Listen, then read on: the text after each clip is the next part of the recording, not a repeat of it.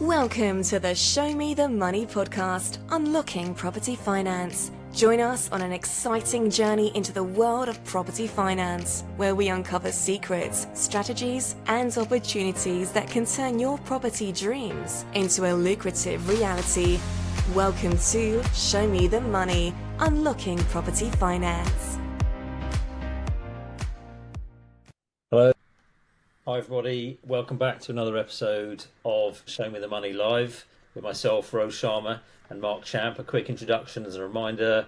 Sharma, I am a London-based developer and investor, and I've teamed up with Marc, who is the owner of Wharf Financial. Marc, over to you for your intro. Hi everybody, I hope you're all well. As you probably all know, I'm the owner of Wharf Financial. We are a specialist property finance brokerage based in Essex and London, covering the whole of the UK, cover everything from property development, bridging, portfolios, all that type of stuff. And I'm glad to say we've got one of my old friends, Rob Smallbone, on with us today. Rob, welcome. Do you want to give a brief introduction about yourself? Yeah, Marc, Ro, nice to do this in different countries at the moment, so pleased to catch up again with you both. Yeah, my name's Rob Smallbone. You might be familiar with the Property Nomads podcast, so I'm the co-host of that podcast. Been in property for 8 or 9 years, I think now. Predominantly a buy-to-let portfolio, but starting to do development work, and that's with a couple of business partners based down South England as well. And yes, also run a sister channel, which is Contrarian Capitalist. That's over at a place called Substack, and that looks more at the macro markets, things like gold, silver, that sort of stuff. So I'm a man of multiple things, Marc, as you know. Wow, no, it does sound like it. But you mentioned property, and invariably that's why we're here, property-related topics. So how did you get started in property? You said it was 8 or 9 years ago. What was the catalyst to get you involved? So at the time, my now business partner Aaron and I were actually travelling around South America back in 2014. And yeah, loads of long bus journeys, so loads of time to have conversations and bits and bobs like that. And yeah, we were having such a good time that we thought that there must be a way to continue to have a good time while still having an income. And yeah, from there, when we got back in at the start of 2015, that's when we started looking at property that was on the radar. And from there, we just got stuck in. Started reading books, started attending all these free seminars and stuff like that you can do. And yeah, we just kept talking and just worked on a plan. And yeah, just spent 2015 doing research, and 2016 was when we bought our first buy-to-let, and we've just grown from there, really. Yeah, property wasn't on our radar before 2014, but from 2015 onwards it certainly was, and yeah, we've just taken it step by step and have just grown from there. Well, what were you doing beforehand? All right, so before travelling, back in 2014, what was I doing? I was actually a security guard, of all things, at a shopping centre, which wow. That was good fun for a few years. And then my business partner Aaron, he was working in wealth management and finance, so he had a bit more of an idea of things that were going on. When we got back, I went back to work. I went back to work part-time, just doing odd bits and bobs. And then Aaron actually went back into the wealth management area. So yeah, just from there, we just grew it bit by bit, took it step by step. Aaron's had more of an inroads in terms of his background rather than myself. But I say we've known each other for 18, 19 years, so we've known each other a long time to know that we would make it work, and so far so good. Brilliant. And which areas were you sort of looking to focus in, and where were you based at the time? So the main area, and again this was just from a lot of research and having a lot of time on our hands, we ended up in Kingston upon Hull, so right up in Humberside there for the buy-to-let stuff, and we followed a process of pick 10 areas, then pick 5, then pick 2, then pick 1, and then just be done with it, basically. Yeah. So that led us to Hull. So yeah, the bulk of the portfolio buy-to-let is up north, and then we, in terms of the development stuff, that a lot of that works down on the south coast of England, and again, Aaron's from that area anyway. I'm born and bred Reading, but I've moved up to Hull. I've stayed up there for a few years. I then moved down to the south coast, so I've got no issues moving around and about. So always been in and around the gold mine area. And you said you've moved around and about. You've made a bit more of a move recently. Yeah, I have. So I'm in Mexico City at the time of recording this. So my wife is Mexican, so that's the main reason for moving out. So now it's about again, Aaron's on the ground back home, back in the UK. We've got a new business partner as well, so they're working brilliantly together. And then for myself, it's about fitting in from a distance. So it's again using the knowledge that I've accrued from surveying. Yeah, so I should have mentioned that, Ro. I did actually. I am qualified to do energy performance certificates and that sort of stuff. So I've been doing that the last few years before I moved over. And so it's just about sort of working out how I can, fit in the background. Because again, our business partners, so Aaron and our other business partner, they do all the stuff that I don't like doing, and they're on the ground doing it. So it's a win-win situation. And you obviously got business partners to help out, but do you have any advice for people that potentially want to get into property investment that aren't able to be there all day, every day? I think the best place to start, if you're sitting on the fence or you're not sure, or you've got a full-time job and you don't know, you're self-doubting yourself, listen to podcasts like this, listen to the information. There's so many audiobooks out there, there's so many written books out there. Aaron and I wrote, we've written a couple of books as well, just to help people get started, because we know how difficult it was. I'm sure you yourselves as well know how difficult it is to get started. So it's have that belief, have that confidence, and go from there. Actually, have your book here. Yeah, the property FAQs is one of them. The one that we've done that we're most proud of is Buy to Let, How to Get Started, and that was a step-by-step process of how to get started in Buy to Let. I could sell you a lot of copies of that. There are so many people that ask me that question every day, so I should be on commission for selling that book. I'd be a millionaire. Well, I know that we've got a big bulk of them in the office as well, so I'll speak to Aaron, because again, the reason for that wasn't the reason for that was just wanting to give back and say, look, we've done it. There's nothing uber special about us. We're just two regular guys met at university, etc., etc., etc. We've done it. This is how you could get started as well. Admittedly, when that book came out and between now, the economics has changed a little bit, but the fundamentals are still the same. Yeah. So I'll speak to Aaron about that, Mark, because we've got a lot of them. Yeah, we should talk about that, because fundamentals haven't changed. I've been doing this a long time. The only thing I think in my time in lending that's changed, or the thing that's changed the most, is the actual lenders themselves.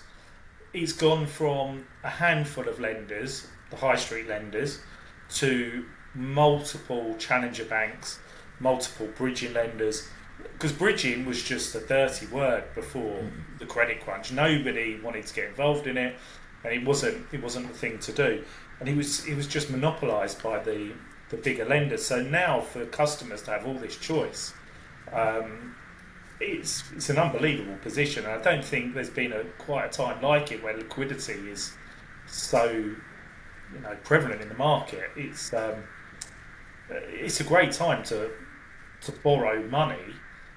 Rates aren't quite as good as they were a few years back, but still there is an abundance of money that you can utilise to make investments. So it's a good time. Just finding the right deals to stack up. Mm-hmm. That's it. And how do you go about finding deals then, Rob? What's your process? How do you come across them? So this is down to Aaron and Jack, to be fair. because they're very good at. I've always maintained that they're much better people. They're much better people than I am. I think that's the right way of saying it. So, although I've got strong relationships and can build them, they are much better at reading people, and they're much better at dealing with people than I am. So I that is what it is. So current deals, for example, that's all been about just talking with agents, estate agents, lettings agents, auctioneers. Getting into bed with them, for want of a better phrase, and just the key thing that I think we've all learned is, if you say you're going to do something, do it.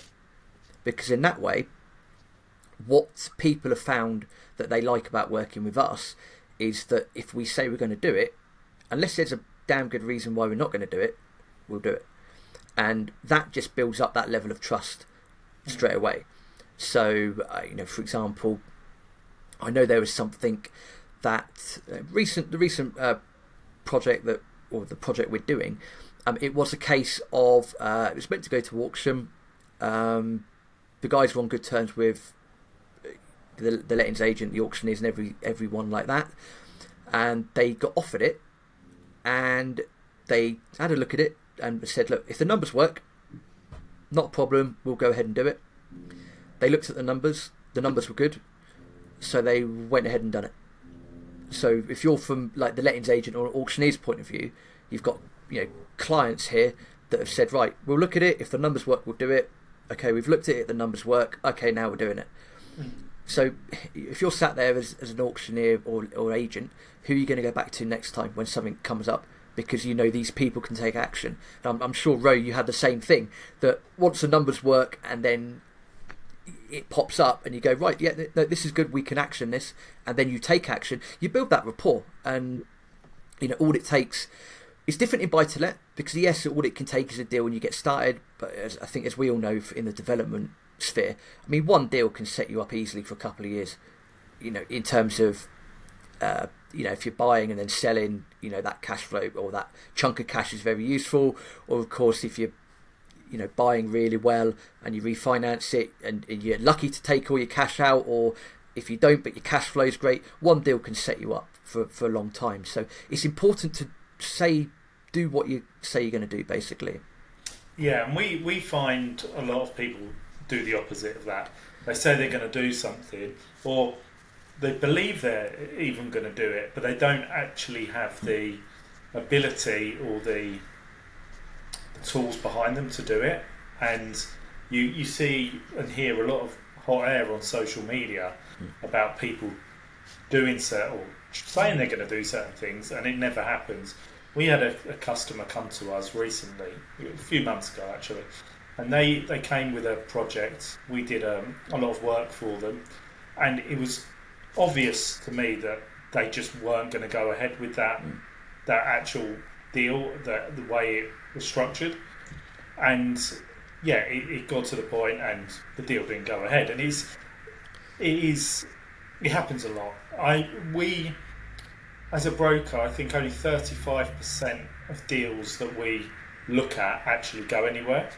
I think it could even be less now with more things coming from social media, but it used to be 35% from actual application to completion. So it's good, and yeah, I can imagine the agents and the auctioneers really seeing that as a positive with you guys. So hopefully that will continue, and you'll get some more projects under your belt. Yeah, I believe there is a similar project to what we're doing at the moment, and that, again, that's come from the same source, because it is a case of they want to go to us first because it's worked for one project. So if there's a similar project that pops up, and it's, I'm not going to say it's around the corner, but it's certainly within the same vicinity, so everyone's familiar. So if that works, this one should work as well. So I think we're in the due diligence stage with that one, and again, if all the numbers are correct and it works and it's a win-win, then we'll go ahead. That's good. And what sort of development, give us an idea of the sorts of developments you get involved in. What sort of project is that? So it is to the best of my knowledge, it's a very large four-story building in Brighton area, and it's just one of those where it's been split into a flat at the bottom, and then it's a very large HMO above it, all on one freehold. So, yeah, as you're going to be aware, Ro, there's so many different ways you can add value to things like that. Yeah. It's unbelievable. So, yeah, it was a case of this one was a 2-bed flat with a very small sort of patio garden, which is like quite rare in Brighton.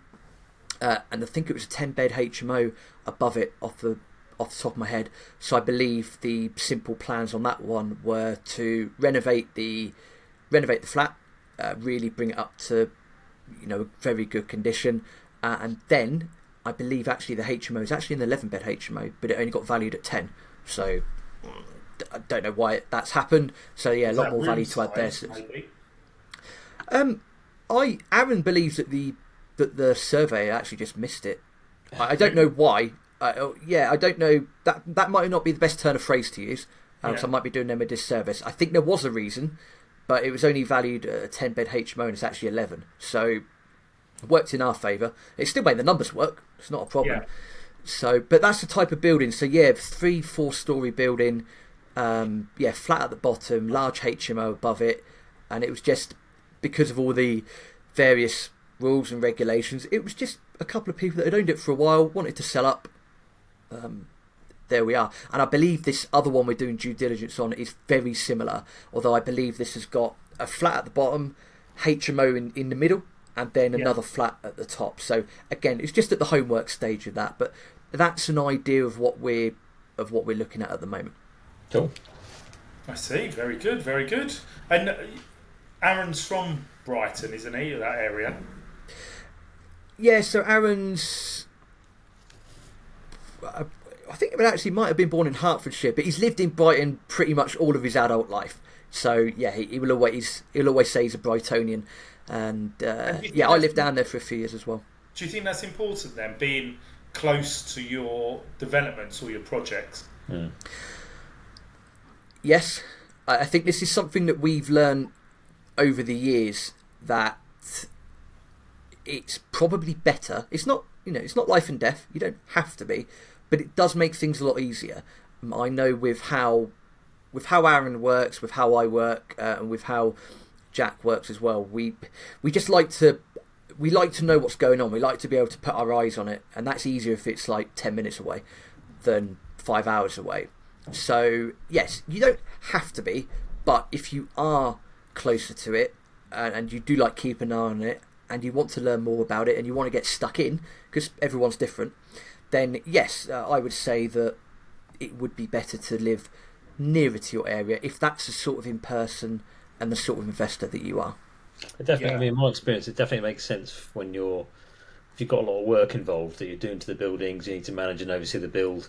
But I'm curious, I guess with your portfolio in Kingston upon Hull, at what stage did you, because you said you moved up there later on, but how long were you kind of investing there before you actually had a sort of relocated up there? And how was that? So we were investing, I think we were investing for about 18 months in total. I think we had 2 or 3 in the portfolio. So bought the first one in 2016. I then made the move up there in 2017. Just because there was no, it was just a case of I like travelling around. I like moving around. It to me it's like a reset. So I was happy to move up there. New part of the country, get involved. So I moved up there. Aaron, because of his job, stayed in Brighton. Yeah, I was up there for 4.5 years. The time came where we built up the portfolio to an extent that there was no need to get involved anymore. So we then said, we've got this base of buy-to-lets. What do we want to do next? Okay, well, there's a multitude of things we could do. I moved back down to Brighton for a couple of years, and yeah, from there again, it took a lot of. We got there in the end, and we looked at different areas, looked at different things, different people coming along, and they say there's this project this first project fell into our laps. That's doing us a disservice. But it got to the stage where, we looked at it and we went, okay, this is on the doorstep. Let's give it a go. The numbers make sense. All the homework makes sense. Again, new business partner on board as well, because at that time I knew that I was moving country. And we've just gone from there. So, I moved up to Hull just because I had the opportunity to do so. If I was full-time working, would I have done it? Maybe not. But, that's teamwork at the end of the day. It was, I had no issue moving up there. Aaron was dealing with things back in Brighton, and we've just made it work. And being on the ground for me is an important factor. I have a flat down in South London, and if anything goes wrong there, it's just such a pain. I wish it was closer, and it's just a headache, to travel there. It doesn't take that long to get to South London for me, but it's the one that I least look forward to dealing with when the text comes through saying something needs doing. So being on site, I think especially if it's your first one, I think you should invest very close to where you're stationed. Yeah, just on that, I mean, we've all got different backgrounds and different skill sets, and I know that one thing that I was able to do when I went round there, because we looked at the EPC certificates, we had to look at them, and I looked at it. I took one look at it and went, something's not quite right here. Now I'm not having a go at whoever's done the previous survey, and of course, being qualified myself, I just went round there. Just for legal purposes, I have not lodged my own EPC certificate. I know it's a conflict of interest, but I went round there and done a dummy one, and it was completely different from the one that was actually already on the building, because there's two on the building, one for the flat, one for the above area. Mm-hmm. So just by having that access and that skill set, I was able to go round, look at it and go, something's not right here. So that was one advantage of living quite close. We're actually able to do that, and that's advantageous. But we've learnt a lot. I know Aaron and Jack have learnt a hell of a lot about buildings, and I've got a knowledge of buildings from my previous work as well. We're not perfect, but I think it's stressful, but everyone's enjoying it because we all know what the rewards are at the end. It's number one, bringing a building back into use, adding value that way, and look, we're all here to make cash at the end of the day, and it's a win-win. Provide a service, provide a product, however you want to phrase it, make some cash at the same time. It's a perfect win-win, isn't it? So what's the plan for the future? What are you looking to do next? I just get stuck in doing similar projects, to be fair, Mark. There's a lot of meat on the bones with this first one. Now, the reason I've not gone into any numbers is Aaron doesn't like talking about numbers, and I don't know the numbers down to a pound, so I don't want to give out any false information. I've got an idea of what they are in my head, but it's not fair for me to give those numbers just in case they're slightly incorrect. There's enough meat on the bones with this project. The other project that they're looking at is quite similar in terms of numbers and structure. So again, I think the process is, well, let's do 10 of these a year. It's, if we can do a couple of these a year, they're big projects, there's a lot to do, keep it consistent, keep it steady, and just use that income to either pay off bits and bobs or reinvest it, or a mixture of both. And that's the plan, certainly for the next 5 years. Is doing that in the property side of things. Yeah. Do you typically keep hold of so on those projects? Will you sell off any parts of it once you've developed them, or do you just is your model to retain and refinance? It's a sore question. It's a sore topic there, Ro. I'm not going to lie. The idea is, at the moment, begrudgingly, is buy and sell. Yeah. I think that's been a case of, we could keep them and rent them out, and the cash flow for that would be quite nice. But I think when we've all looked at it and we've looked at the practicalities, at the moment, I think the consensus decision was begrudgingly buy, renovate and sell. It's a bit of that's a sore subject, but we always keep, as I always say, have both options on the table, so we know that when we go and do the homework, that option A is there and option B is there. So, Yeah. but yeah, it's a buy.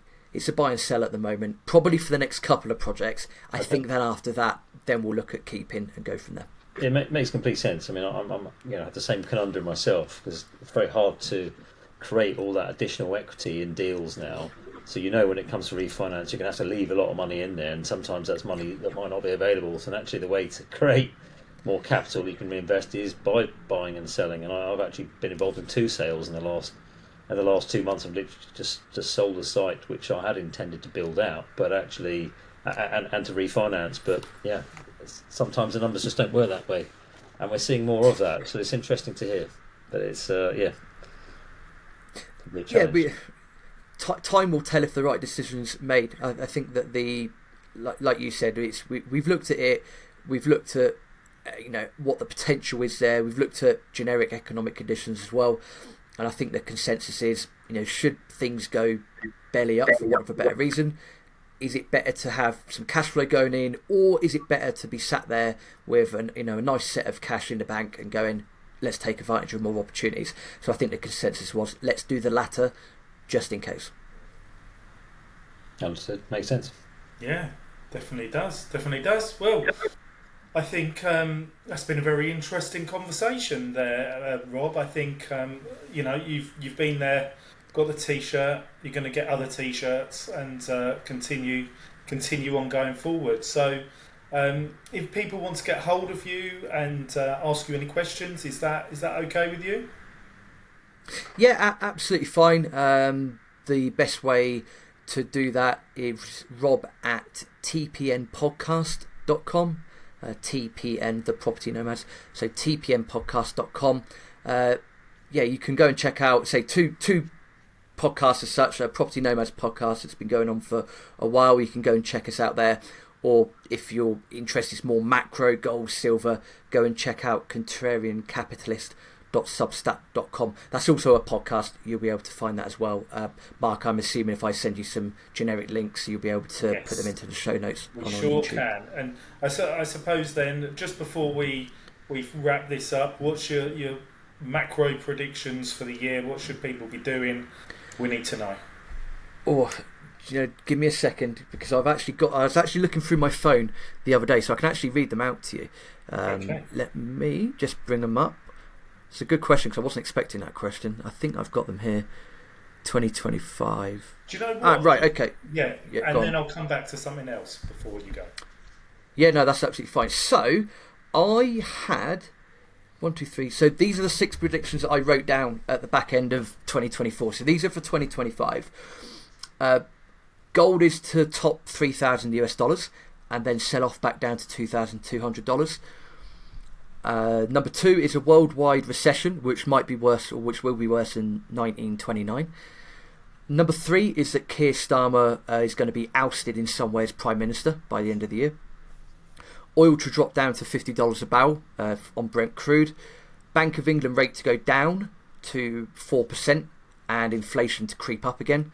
And then the wild card one I had was a new international monetary system is going to be officially announced at some point in 2025. So there's the 6 predictions for this year. Very good. And I bet you don't know the answer to this one, but the end of 23, we did our predictions for property for 24.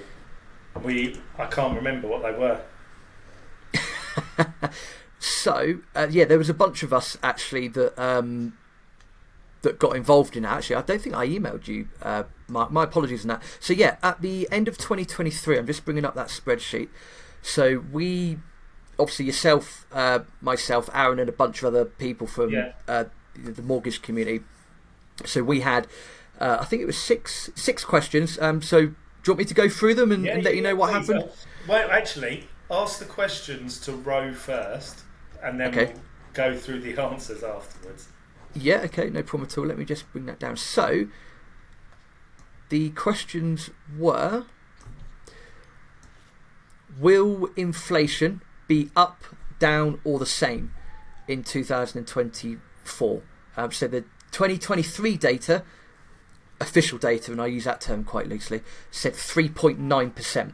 up to November 2023. So yeah, the question was, will inflation be higher or lower or the same as 3.9%? He knows the answer. Okay, so that was question. That was question number one.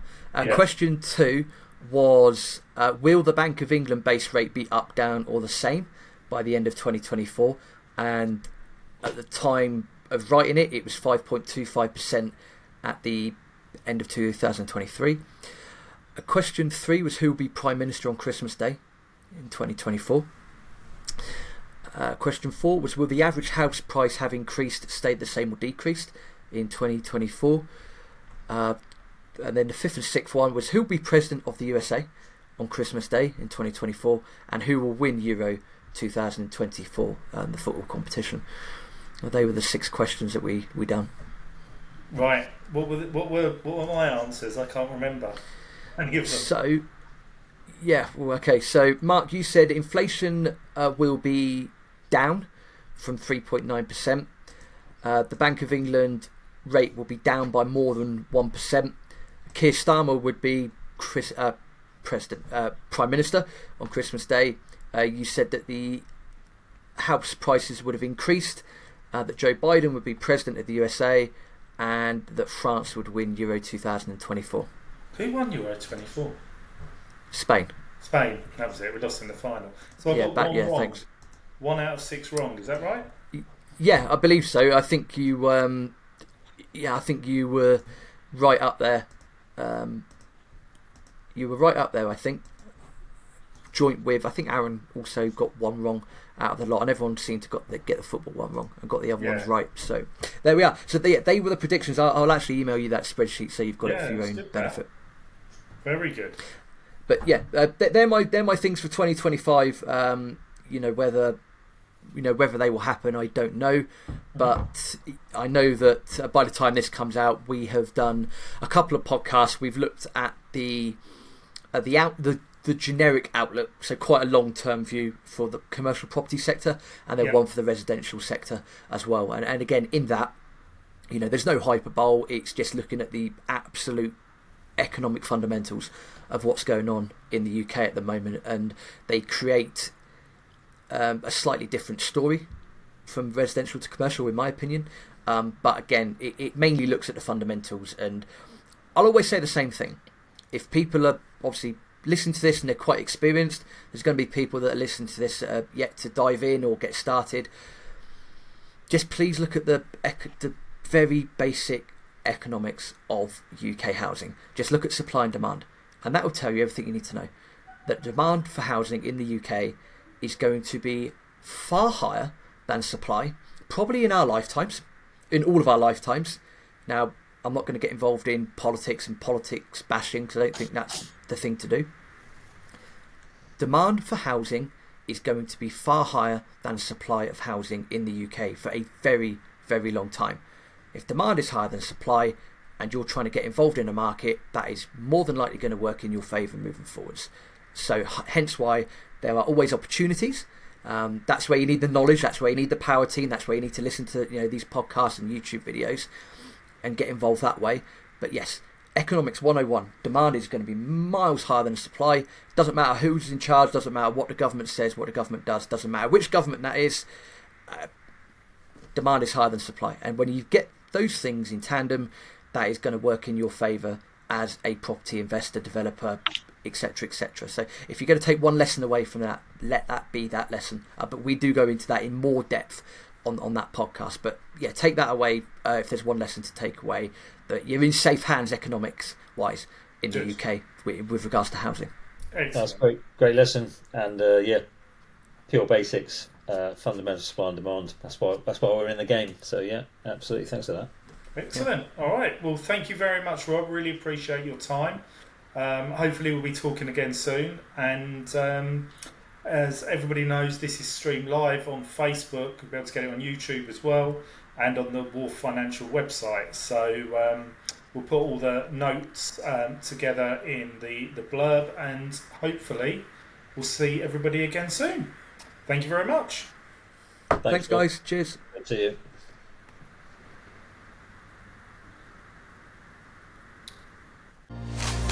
That concludes another episode of Show Me the Money podcast, Unlocking Property Finance.